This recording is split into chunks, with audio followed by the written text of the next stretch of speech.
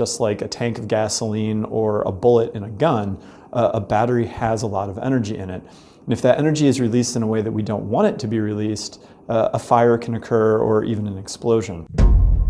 Nowadays, lithium-ion batteries are used in pretty much everything from children's toys to laptop computers, our cell phones, power tools, and even some vehicles. If there was a simple way to describe why a battery would catch fire and explode, there'd be a simple way to prevent it from happening. There's a lot of pieces and processes that go into making the battery work.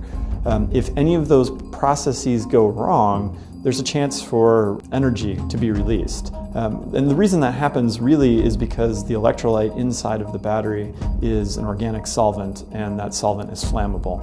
So if the battery can't vent, you build up pressure as the electrolyte burns, and then it explodes. Thousands of these things are being made per hour, if not hundreds of thousands. And in that mass production process, if something goes wrong even a little bit, it might be very difficult to catch, but small mistakes lead to big problems down the line. In previous instances of batteries catching fire, the cause has been bad welds. A lot of the pieces of the battery are welded together, and if you don't have a good weld, you develop resistance. The resistance develops heat. Heat leads to fire.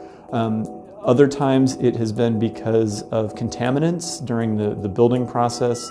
Contaminants were generated, a little bit of metal scraped inside of a machine, and that contaminant fell into the cell, and that caused a hard short between the anode and cathode, which then generated heat, and so on and so forth. Generally, there's lots of different approaches that are being looked at on ways to make batteries safer. Really, the cutting edge approach, what's being looked at here on campus, is an all solid state electrolyte. So we would remove the flammable liquid entirely from the cell and just put down a ceramic layer that is capable of conducting lithium ions but not electrons, to allow the anode and cathode to talk to each other in a way that is functional and not going to short out the cell.